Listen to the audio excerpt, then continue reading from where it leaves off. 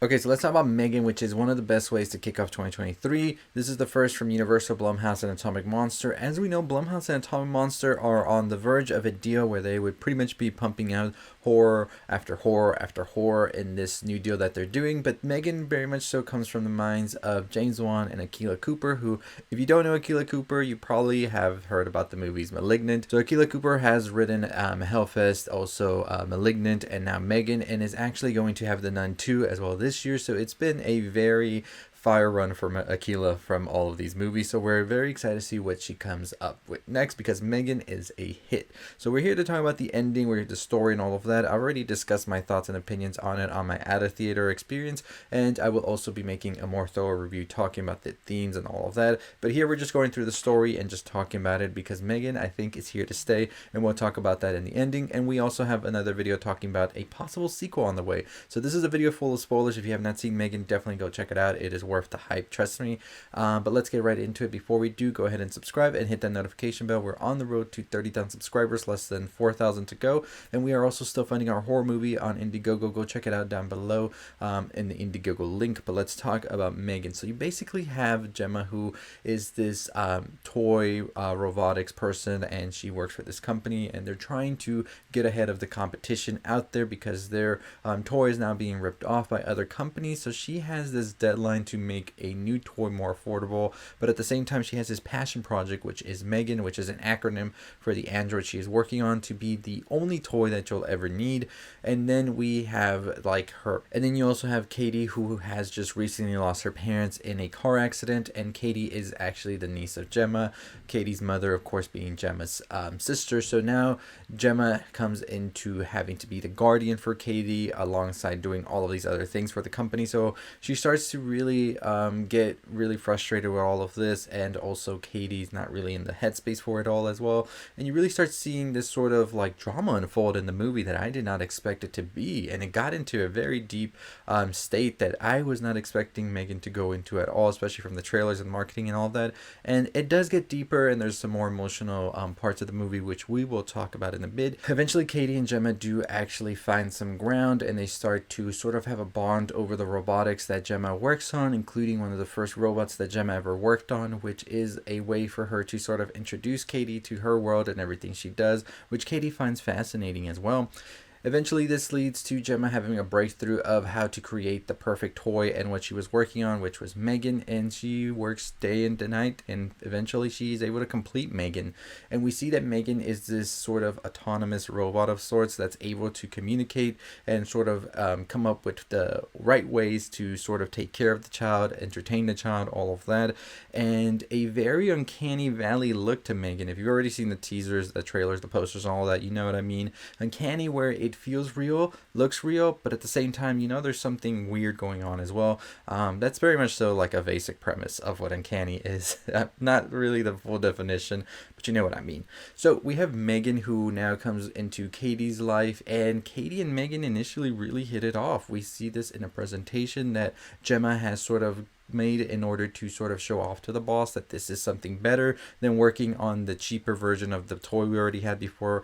This will literally put us light years away from the competition, and we are going to go full speed ahead with this, right? This is the way. This is the best thing that could ever possibly be. The boss initially was skeptical about M3GAN in the beginning of the movie, but now that he has seen M3GAN and all of their quirks sort of tuned out, and she now seems to be the perfect toy, he says full speed ahead, let's do this. We see Gemma pulling herself away from Katie and sort of getting more into her work and letting M3GAN become the parent of sorts.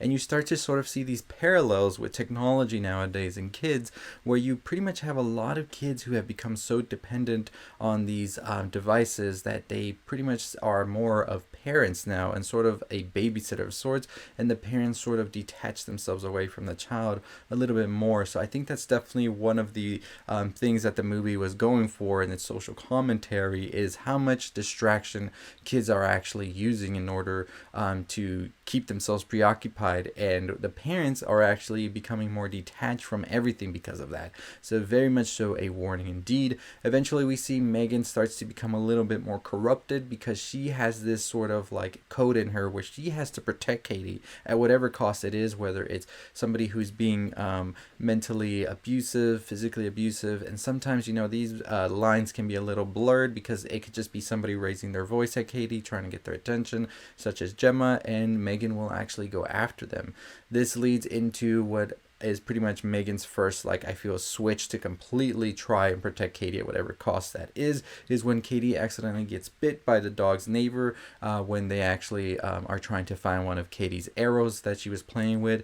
And we see that M3GAN is not happy about this. She is pretty much going to get revenge on the dog, and she does end up killing the dog. We see that this also happens with a kid who was sort of bullying Katie as well when they were trying to see which school she would go to. Kid gets his ears ripped off clean and then eventually thrown, and just like a car slams into him.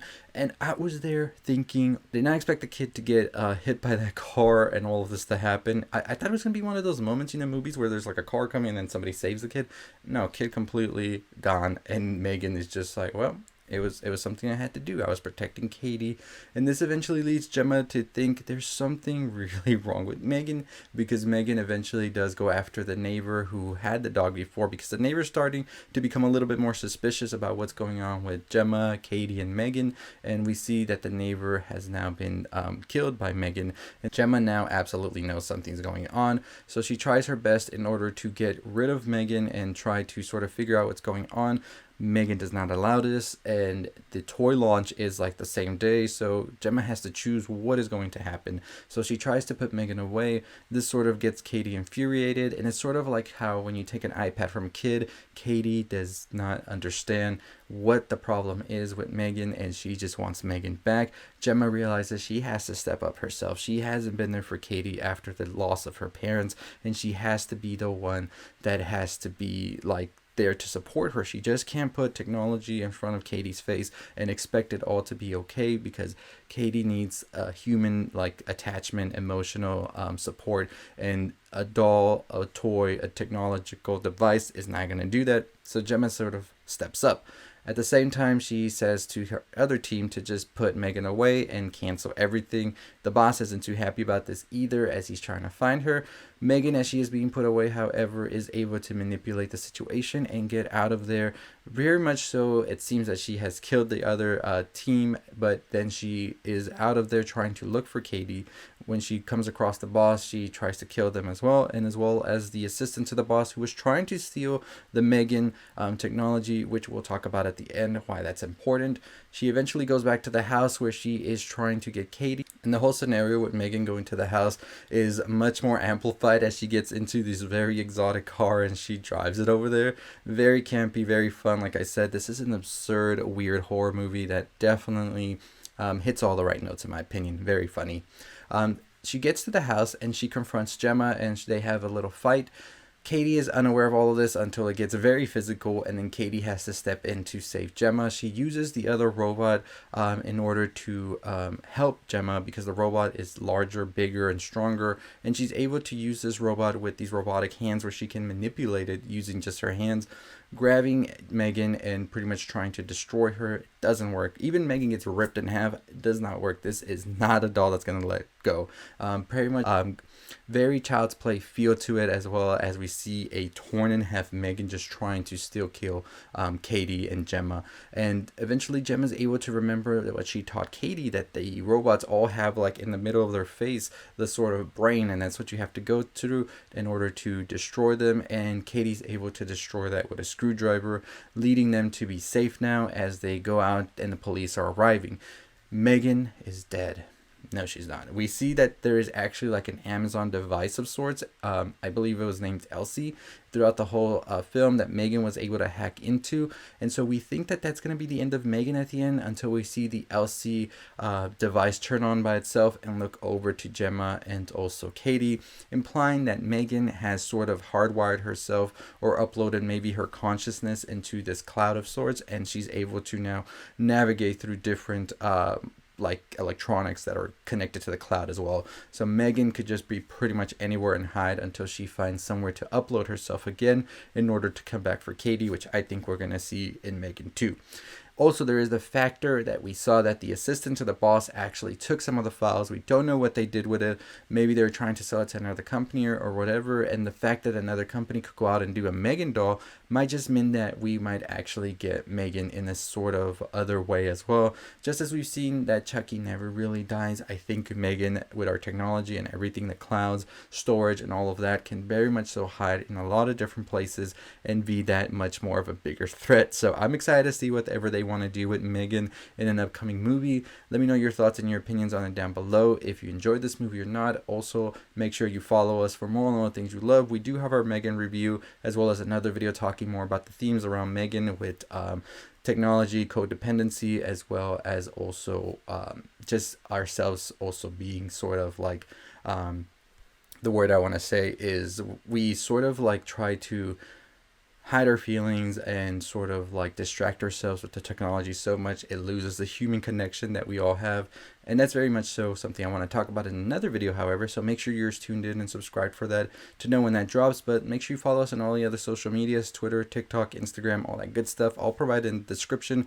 Also follow us and make sure you help us fund our movie on Indiegogo down below. I'll leave the link for that. But as always, that's going to do it for us. Make sure you subscribe, like, comment, share on the road to 30,000. I'll see you next time. Stay safe, stay positive.